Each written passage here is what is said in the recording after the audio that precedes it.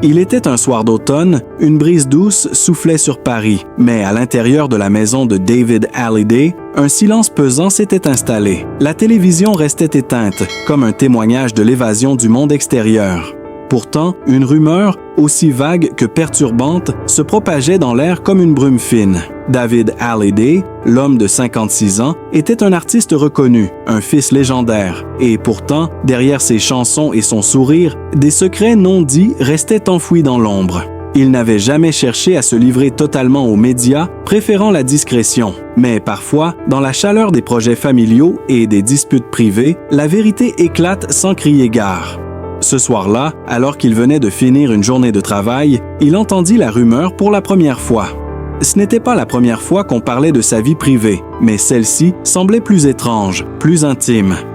David Hallyday est-il sur le point de se séparer de sa femme? La question flottait dans l'air, accompagnée d'une frénésie inhabituelle dans les coulisses médiatiques. Son esprit se figea. Était-ce vrai? Alexandra Pastor, son épouse, avait toujours été discrète, et pourtant, cette rumeur se propageait comme une traînée de poudre, secouant leur monde tranquille. Les journalistes parlaient de tensions, de conflits non résolus, mais David, lui, n'avait jamais envisagé de se laisser emporter par des spéculations futiles. Cependant, quelque chose dans cette rumeur semblait accréditer un certain fond de vérité.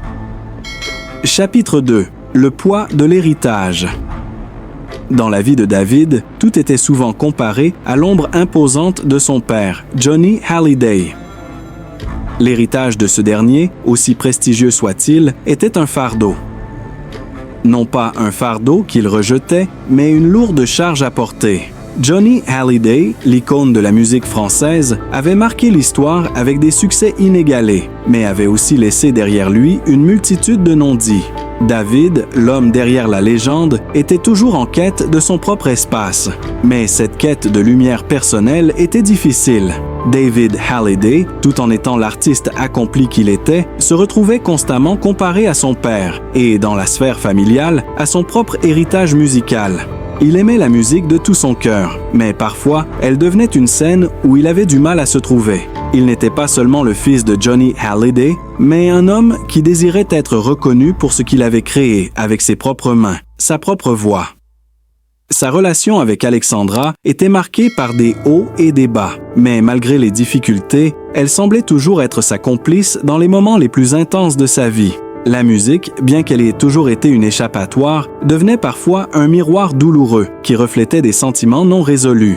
Et là, au milieu des disputes et des réconciliations, la rumeur semblait surgir pour rappeler à David qu'il n'était jamais vraiment à l'abri du regard public. Alexandra, la femme de David, était un mystère dans sa vie. Elle était son roc, sa force tranquille, mais elle était aussi la personne qui connaissait ses blessures les plus profondes, celles que même la musique ne pouvait soigner. Si David avait un talent pour transformer sa douleur en art, Alexandra, elle, portait cette douleur dans son silence. Leur vie était entrelacée, comme deux âmes cherchant à se retrouver. Mais parfois, les échos de l'amour se perdaient dans la cacophonie des attentes extérieures. Ce soir-là, alors que David lisait les informations en ligne sur son téléphone, il sentit une étrange chaleur dans son cœur. Alexandra était assise près de lui, dans le canapé. Elle le regardait sans mot dire, comme si elle avait compris sans avoir besoin de poser de questions. Elle n'avait jamais aimé que la presse s'immisce dans leur intimité. Et pourtant, cette rumeur persistait. « David, il parle de nous ?» murmura-t-elle, la voix tremblante. Il tourna son regard vers elle, essayant de déchiffrer ses émotions.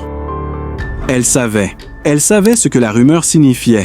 Elle savait aussi que, derrière le calme apparent de David, il y avait des doutes, des interrogations sur ce qu'ils étaient devenus.